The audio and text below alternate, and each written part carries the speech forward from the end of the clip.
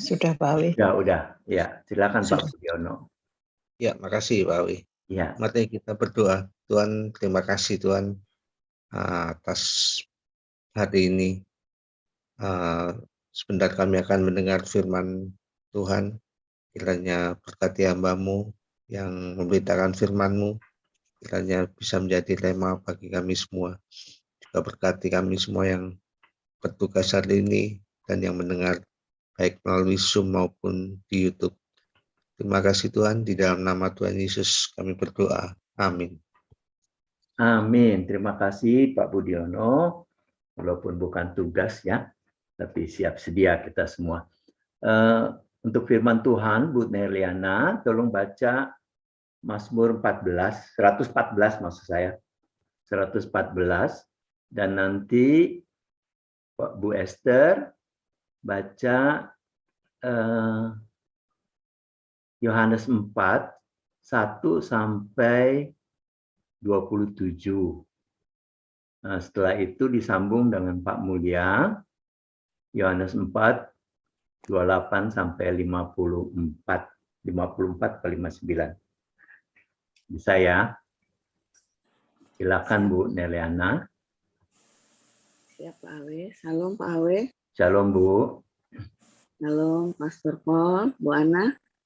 Salam Bapak Ibu semua yang hadir di live Zoom dan di live YouTube. Dan juga yang akan menonton siaran ulang ini. Puji Tuhan, kembali kita baca firman Tuhan dari kitab Mazmur 114 ayat 1 sampai 8. Demikian firman Tuhan. Pada waktu Israel keluar dari Mesir, kaum keturunan Yakub dari bangsa yang asing bahasanya, maka Yehuda menjadi tempat kudusnya, Israel wilayah kekuasaannya. Laut melihatnya, lalu melarikan diri. Sungai Yordan berbalik ke hulu. Gunung-gunung melompat-lompat seperti domba jantan, dan bukit-bukit seperti anak domba. Ada apa, hai laut, sehingga engkau melarikan diri? Hai sungai Yordan, sehingga engkau berbalik ke hulu. Hai gunung-gunung, sehingga kamu melompat-lompat seperti domba jantan. Hai bukit-bukit, sehingga kamu seperti anak domba. Gemetarlah hai bumi di hadapan Tuhan, di hadapan Allah Yakub, yang mengubah gunung batu menjadi kolam air, dan batu yang keras menjadi mata air. Demikian pembacaan firman. Iya, terima kasih. Ini Bu Sarma sebetulnya sudah masuk. Bu Esther dulu deh yang baca Yohanes 4, 1 sampai 27. Bu Sarma bisa baca dari 28 sampai akhir ya Pak Bu. Silakan Bu Esther. Baik, salam selamat pagi. Percakapan dengan perempuan Samaria. Ketika Tuhan Yesus mengetahui bahwa orang-orang Farisi telah mendengar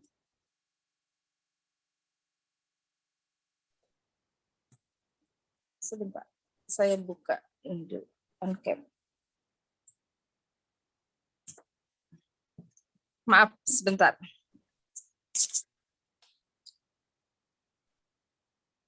Bahwa orang-orang Farisi telah mendengar bahwa ia memperoleh dan membaptis murid lebih banyak daripada Yohanes. Meskipun Yesus sendiri tidak membaptis melainkan murid-muridnya, ia pun meninggalkan Yudea dan kembali lagi ke Galilea. Ia harus melintasi daerah Samaria. Maka sampailah ia ke sebuah kota di Samaria yang bernama Sikhar, dekat tanah yang diberikan Yakub dahulu kepada anaknya Yusuf. Di situ terdapat sumur Yakub. Yesus sangat letih oleh perjalanan Karena itu ia duduk di pinggir sumur itu. Hari kira-kira pukul 12.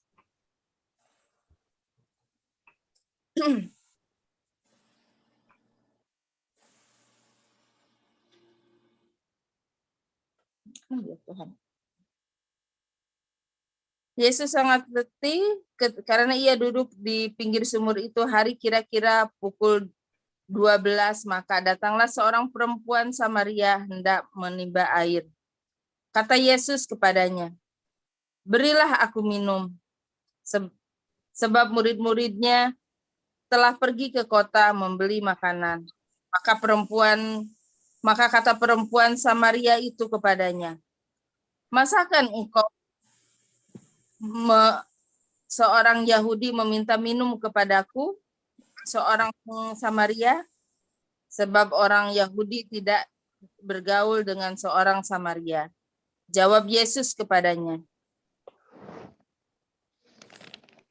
"Engkau tahu tentang karunia Allah dan siapakah dia yang berkata kepadamu, 'Berilah aku minum.' Niscaya engkau telah meminta kepadanya dan ia telah memberikan kepadamu air hidup." Kata perempuan itu kepadanya, "Tuhan, engkau tidak punya timba dan sumur. Sumur ini sangat dalam. Dari manakah engkau memperoleh air hidup itu? Adakah engkau lebih besar daripada bapa kami Yakub yang memberikan sumur ini kepada kami, dan yang telah minum air sendiri di dalamnya, ia serta anak-anaknya dan ternaknya?" Jawab Yesus kepadanya, "Barang siapa minum air ini, ia akan haus lagi. Tetapi barang siapa minum air yang akan diberikan kepadanya, ia tidak akan haus untuk selama-lamanya. Sebaiknya ia yang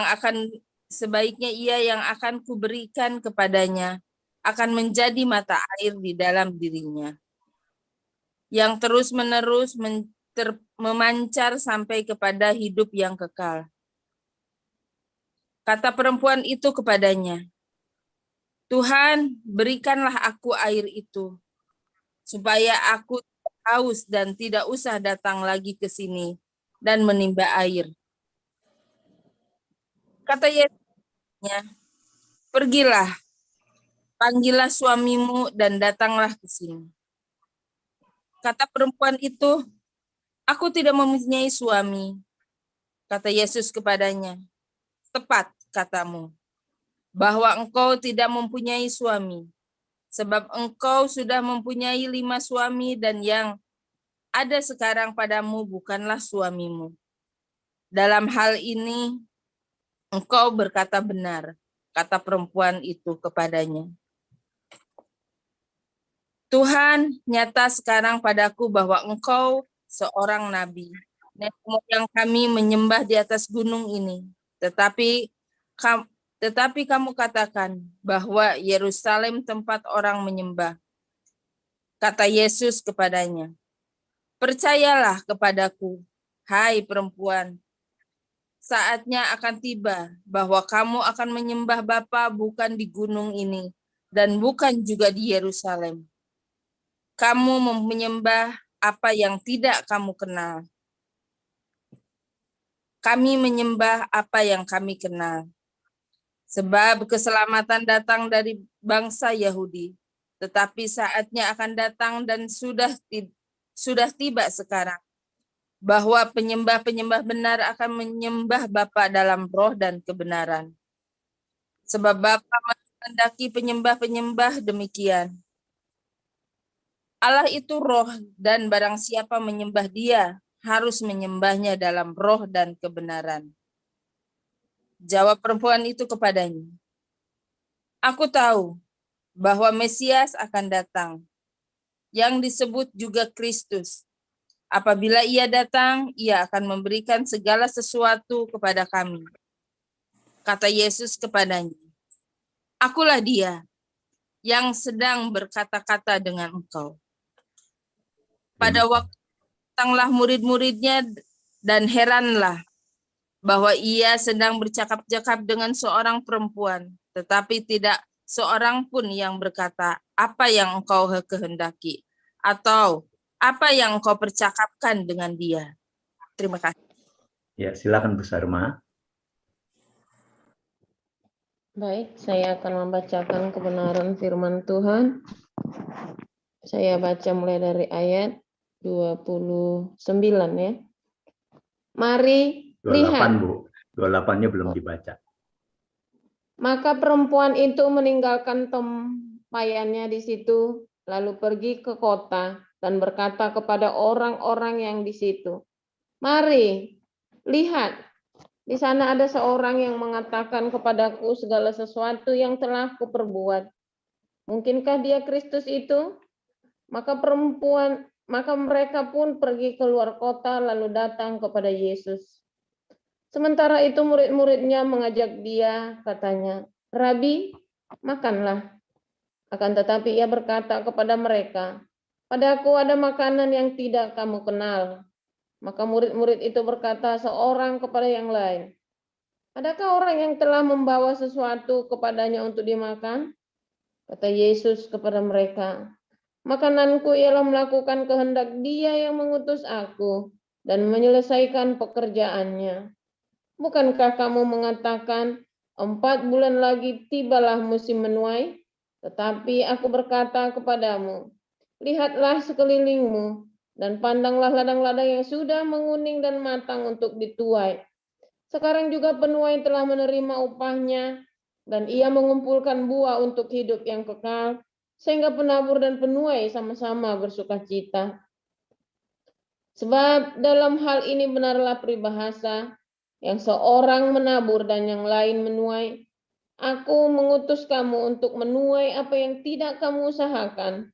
Orang-orang lain berusaha dan kamu datang memetik hasil usaha mereka.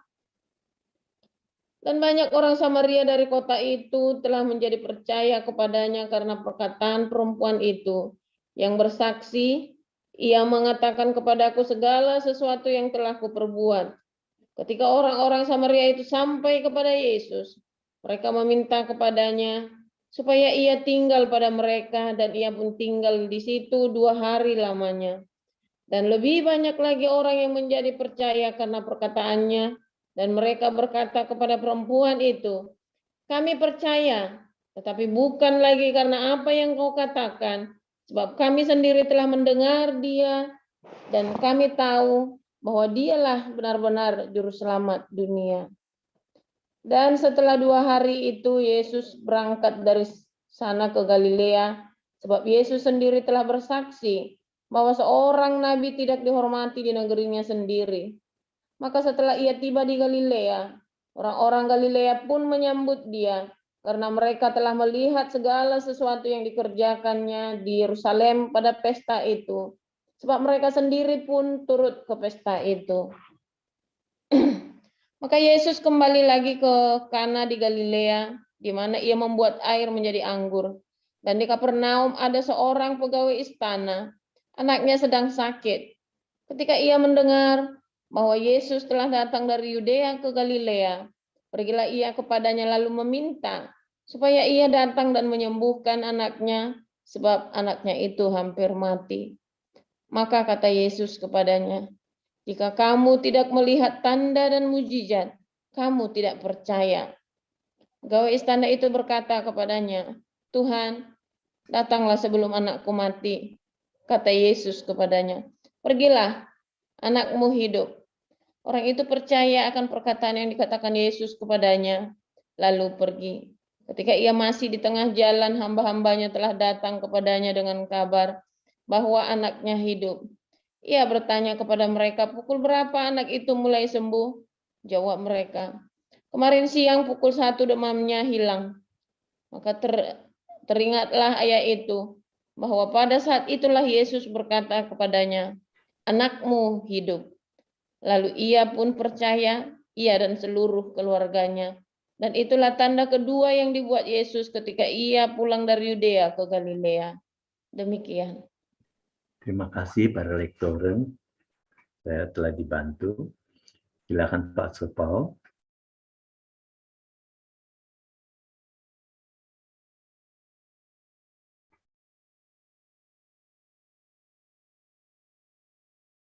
Pastor Paul. Shalom. Shalom, Pak. Baru tukar posisi.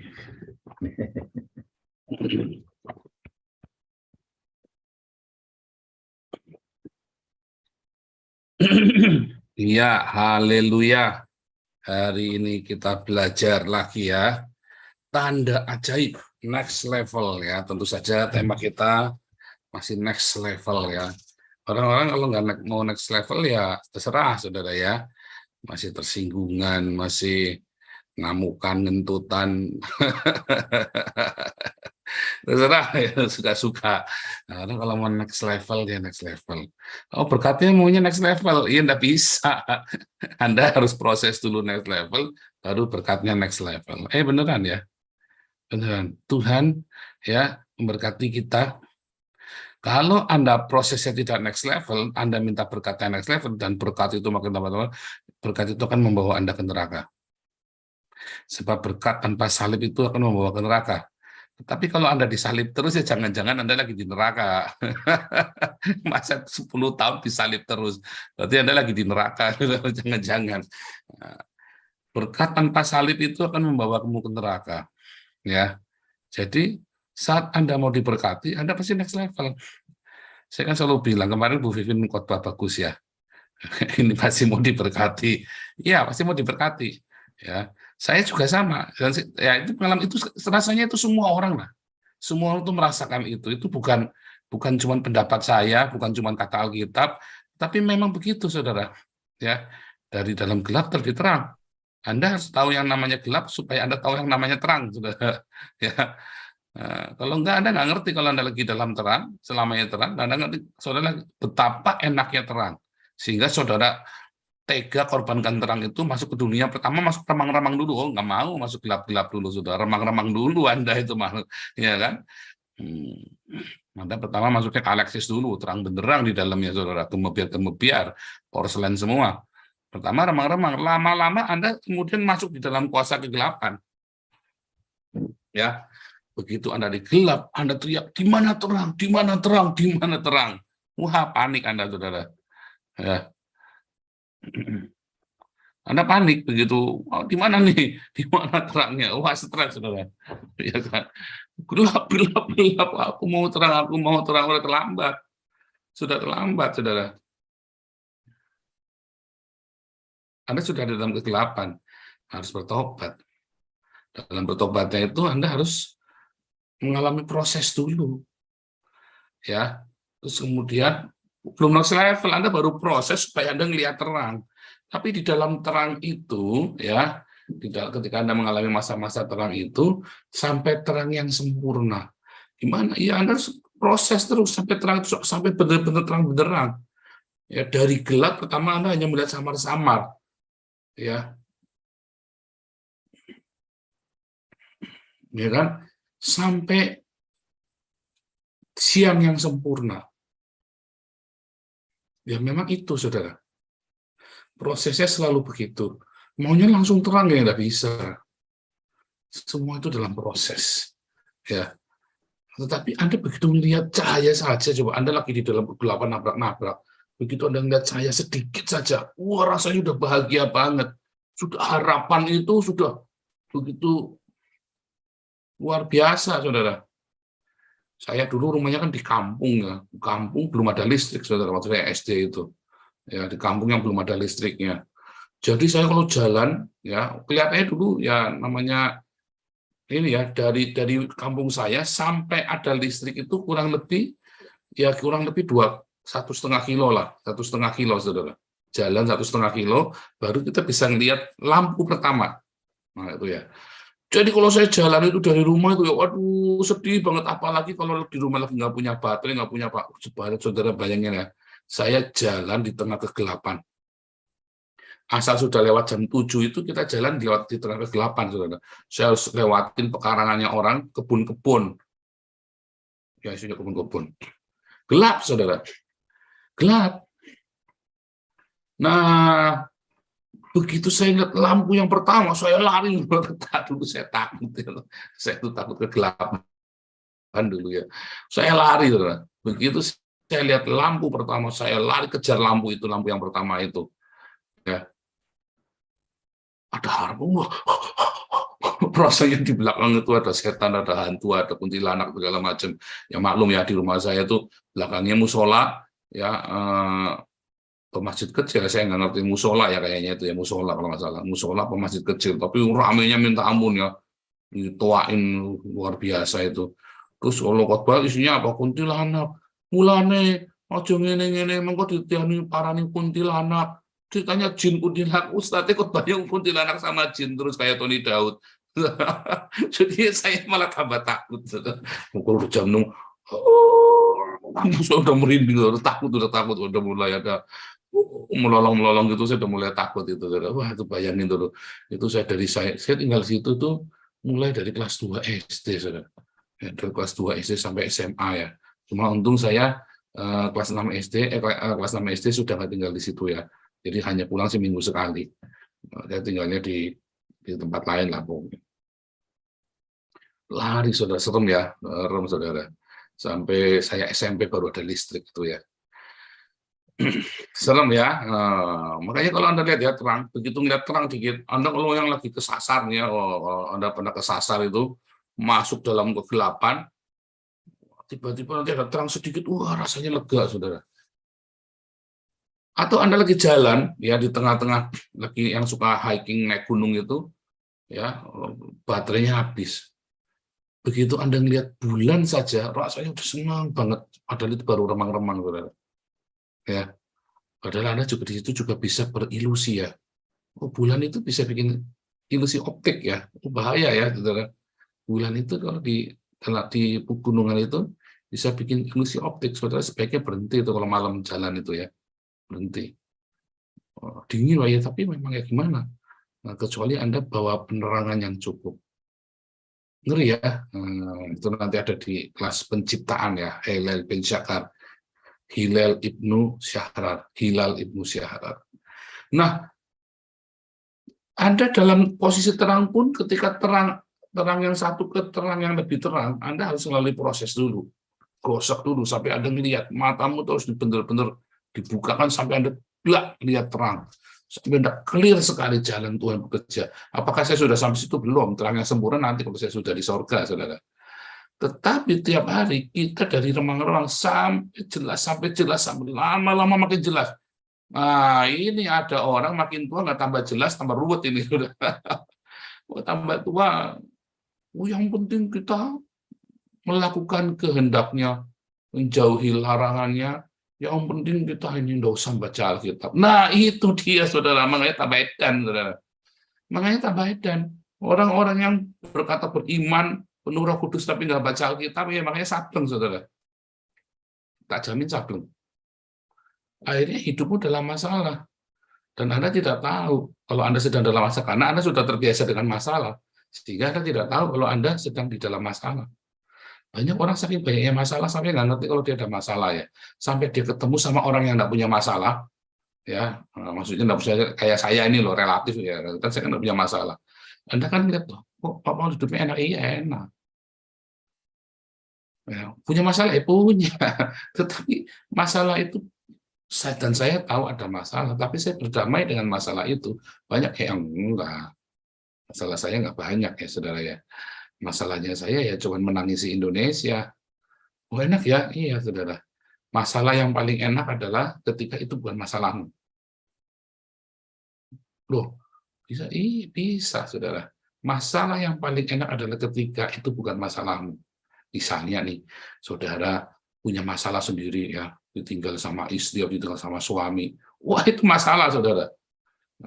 Tetapi ketika Anda menjadi teman curhat dari sahabatmu, ya, karena dia ditinggal sama istrinya atau suaminya, ya, itu kan jadi masalahmu kan. Aduh ya saudara jadi ikut jengkel, aduh mau gimana, itu kan jadi masalahmu kan. Tetapi apakah itu masalahmu sendiri? Bukan, saudara. Ya, Anda mengambil alih masalah itu di dalam doamu. Enak kan? Enak. Kapan dia bisa begitu ya? Nanti saudara akan sampai ke sana ya. Akan sampai, harus next level terus. Ya, makanya saya ya mendoakan Anda semua ya dalam masalah-masalahmu. ya saya mendoakan Anda.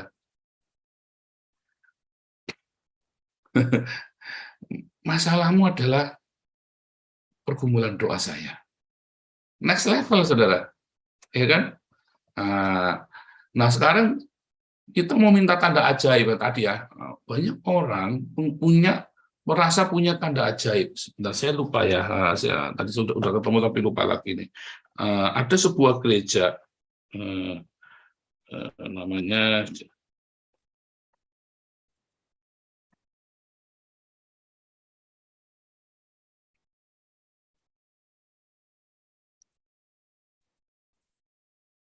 ini.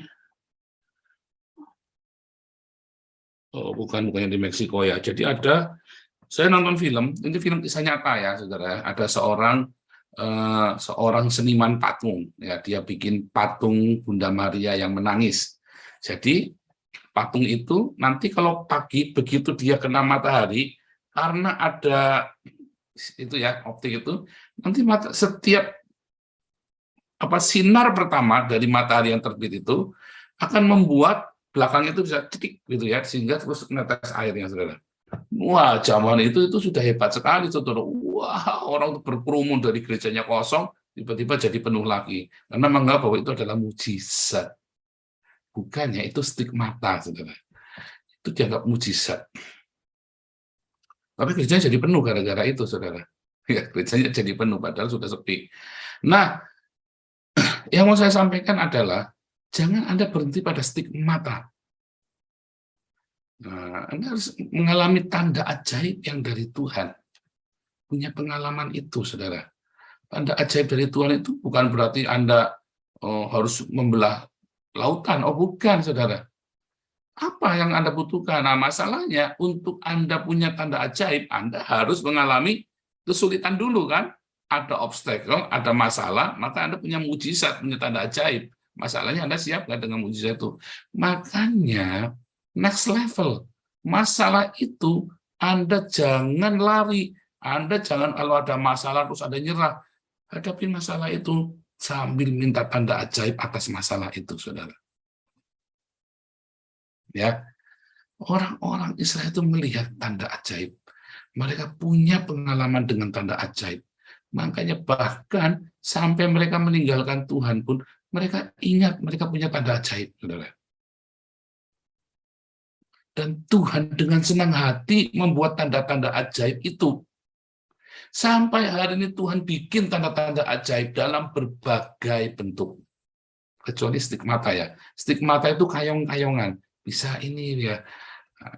Bisa. Tetapi tanda ajaib dari Tuhan itu benar-benar tanda ajaib, saudara.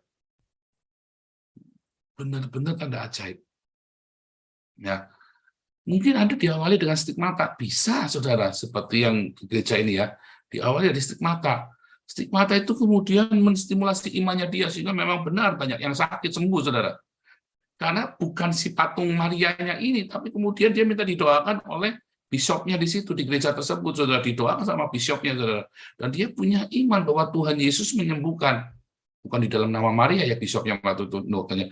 Dan banyak yang sembuh, beneran banyak yang sembuh, saudara. Awalnya dari stigmata sebetulnya. Nah, sehingga akhirnya itu dituruh, enggak, jangan begitu ya. Imannya jangan dipancing-pancing begitu juga.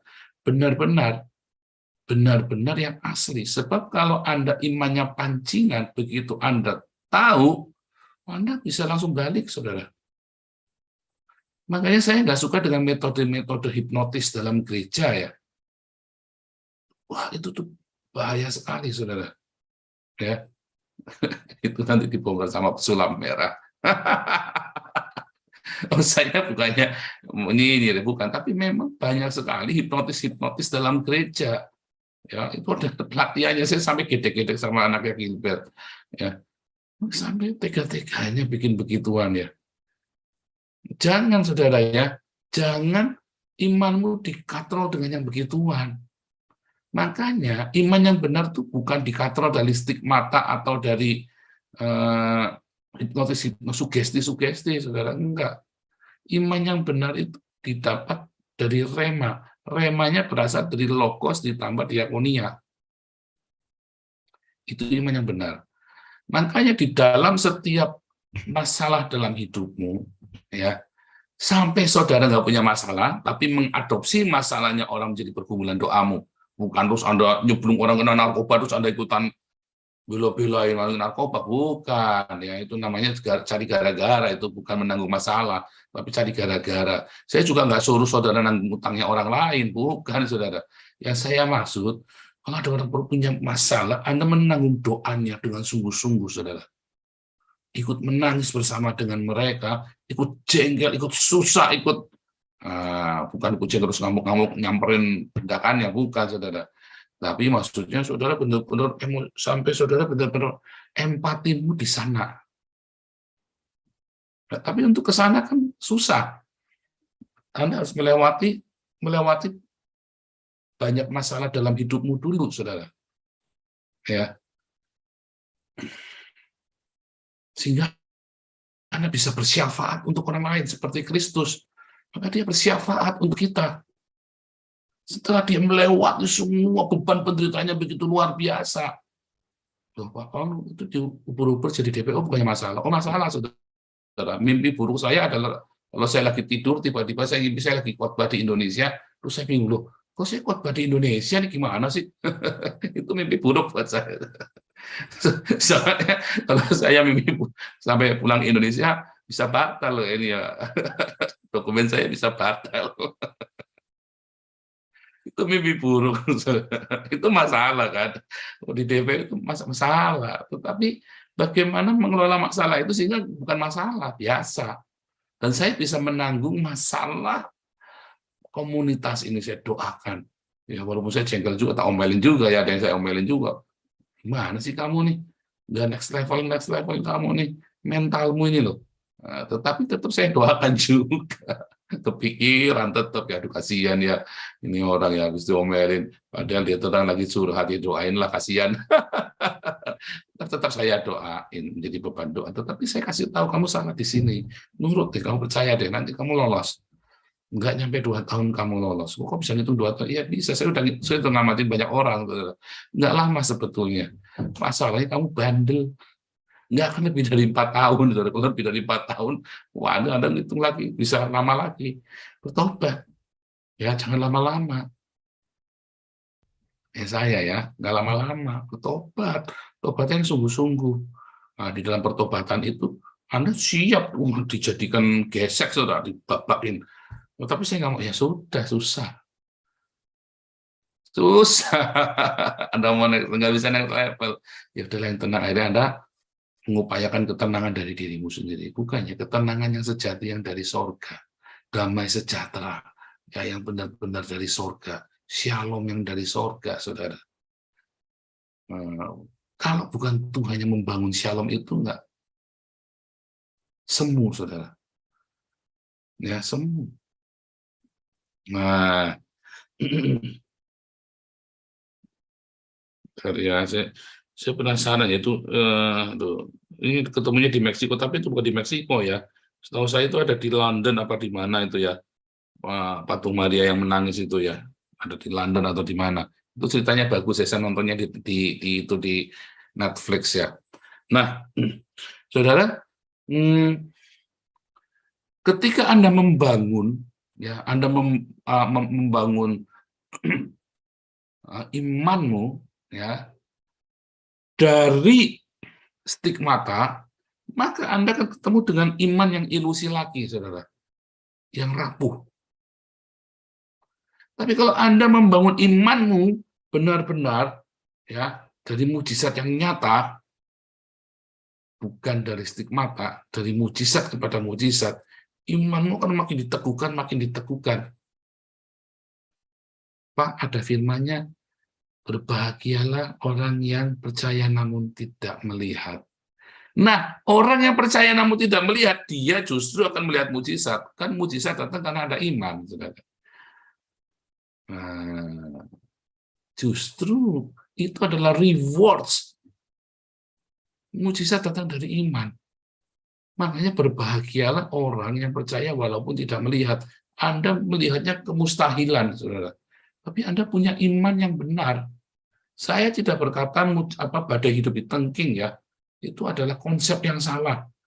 Setelah badai hidup ditengking, apa yang dilakukan Yesus? Diomelin saudara murid-muridnya.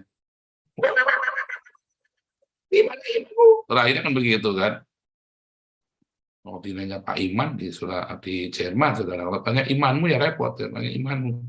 Oh, tengking. Wah, ya, diprepet-prepetin sama Tuhan Yesus. Terakhir ditanyain, di mana imanmu? Nah, badai itu bukan ditengking, saudara. Badai itu untuk dihadapin. Karena di tengah badai itu kamu akan melihat Yesus berjalan di atas air, dan kamu akan ikut jejaknya berjalan di atas air, saudara. Di tengah badai hidup itu. Dan tidak akan mati. Nggak akan sampai, karena Tuhan akan topang tanganmu, saudara. Tangannya akan menopang, jangan takut. Justru Anda akan kepakan sayapmu dalam badai hidup. Di situ kamu next level. Makanya kalau ada badai hidup, jangan ditengking, dihadapin. Supaya Anda melihat mujizat yang nyata. Supaya Anda berjalan di atas air. Supaya Anda melihat Tuhan Yesus. Supaya Anda bentangkan sayapmu, Anda terbang. Anda next level nanti. Tapi kalau Anda menghadapi badai hidup, langsung biayakan, langsung sambar telepon sana, utang sini, tabrak sana, tabrak sini. Ya, saudara nggak akan next level. Kalau Anda tahun pertama dari pertobatanmu, saya masih bisa terima. Mulai 2 tahun, saya bilang, oh nggak bisa terima. 3 tahun, tak marahi, saudara. 3 tahun tak marahi. Iya kan? Setahun saya masih bisa terima tabrak sini. Makanya kita banyak support orang-orang yang lahir baru, yang baru dibaptis, ya kita banyak support, ya kan. Tetapi kalau Anda sudah tahun kedua, saya mulai berdoa. Tahun ketiga tak marahin, saudara.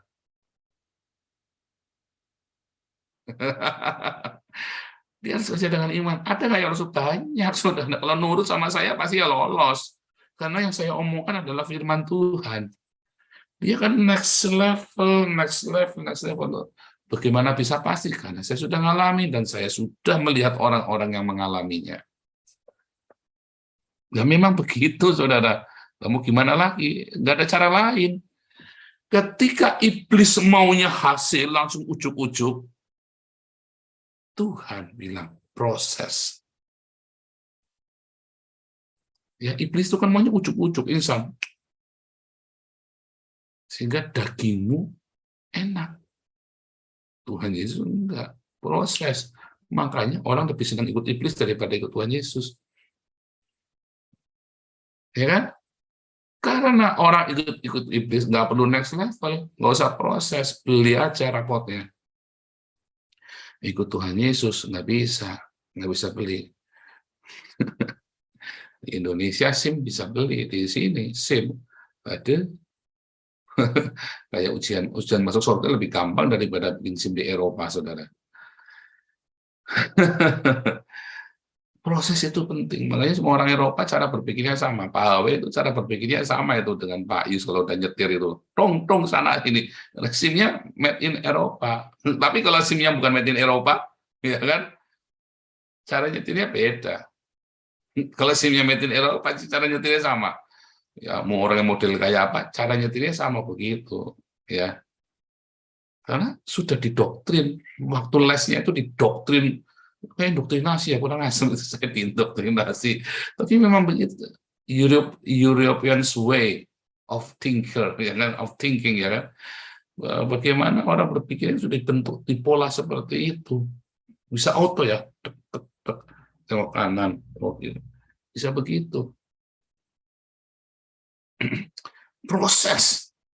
Ya, dan orang-orang Eropa senang proses. Nah, Amerika maunya hasil, hancur, saudara. Hancur. Maunya instan. Kapitalisme kan menghendaki instan kan. Jadi, repot-repot beli, repot-repot garap, dung pakai duit, maunya hasil. Makanya hancur, saudara. Hancur. Dulu proses, ya, culture Eropa sangat kuat. Lama-lama nurun maunya apa? Beli. Anda maunya beli. Nah, ini kita lagi ngamatin Alvin ya, katanya Konon Alvin ini orang yang paling tidak suka bayar polisi, saudara. Ini konon, makanya kita lagi mau lihat, belajar ya. Kalau saya dulu jadi maklar kasus justru bayar, semua bayar saya dulu. Nah ini Alvin ini dulu saya belum kenal Alvin ya, karena Alvin kan baru 5 tahun. Saya maklar kasus itu 10 tahun yang lalu. Alvin kan baru 5 tahun yang kemarin. Ya, jadi saya belum dengar hebohnya kan. 5 tahun saya sudah jadi pastor lagi, sudah jadi pengambat Tuhan lagi, udah nggak mikir, udah kontak-kontak udah hilang semua, udah nggak ngikutin lagi. Tapi ini Alvin ini konon terkenal yang nggak suka bayar begitu, ya, nggak suka nembak sana kasih uang sana sih, nggak suka begituan ya. Jadi saya juga pengen belajar juga, pengen tahu seberapa pengetahuanmu gitu kan. Tapi kok saya yakin bisa, karena saya pernah nangani orang nggak pakai uang, saudara. Sampai saya melongo, sampai saya malu saya sama hakimnya, Pak, lain kali jangan datang ke saya begini, Pak. Ya, tidak semua orang seperti yang Bapak pikirkan. Orangnya lolos, ya, ketok palu, pulang, saudara, lolos. Saya sampai kaget, tanpa serupiah pun. Ya, saya sendiri pernah mengalami ya, waktu saya dulu saya pernah ditahan itu ya, sudah ditahan berapa puluh hari, dilepas, saudara, berapa bulan saya tahan ya, dilepas, saudara, nggak pakai uang. Saya sendiri ngalamin, saudara. Ya, benar-benar saya ngalami ya. Artinya tidak semua orang memang harus pakai uang. Tapi seberapa kuat nyali Anda kalau udah begitu? Seberapa kuat? Ada ini ya. Ada seorang dalam komunitas kita ya baru kena masalah, ya kan? Ditipu banyak ya, itu cukup banyak. Terus ya karena diajak ngomong udah nggak bisa, ya laporkan polisi. Kan diajak ngomong sudah nggak nyambung, ya dilaporkan polisi supaya jelas kan, lapor polisi. Terus orang yang lawannya tahu saya juga, saudara, nelpon saya, curhatnya sama, saudara, curhatnya sama. Terus saya bilang, kalau saya bilang sama orang ini ya, kalau si A ini mau jeblosin kamu penjara, kamu sudah masuk. Saya bilang pasti masuk. Satu, uangnya ada, dan kalau sekarang dia belum ditahan, karena dia nggak bayarin. Kalau dibayarin pasti masuk. Percaya saya, Pak bilangi. Nggak bisa, percaya saya, kalau dibayarin pasti masuk. Saya tahu persis yang begituan. Saya biasa main begituan dulu. Justru karena dia itu baik, dia kasih kesempatan kamu supaya buat bikin baik. Tapi ya terserah kamu. Nah, sebetulnya dalam kesempatan begini cepat berdamai, saudara. Walaupun akhirnya dilepas, tapi dia tidak akan next level. Orang yang bermasalah ini nggak akan next level. Kalau dia berdamai, next level dia. Dia bisa tetap jalin hubungan yang baik, saudara. Banyak orang-orang yang tadinya musuh bisa jadi baik ya, karena sikap hati yang berubah, saudara. Penting ya, next level. Sikap hati menghadapi masalah di dalam pencobaan. Anda mau merendah, pemberesan. Ya kan? Kalau ada salah, kalau nggak ada salah ya nggak usah. Tapi kalau ada salah ya pemberesan. Itu next level. Terbang seperti Raja Wali. Lihat mujizat Tuhan. Jangan ditengking badainya, hadapin bersama Tuhan Yesus. Ya, next level. Amin. Silakan Pak Awe.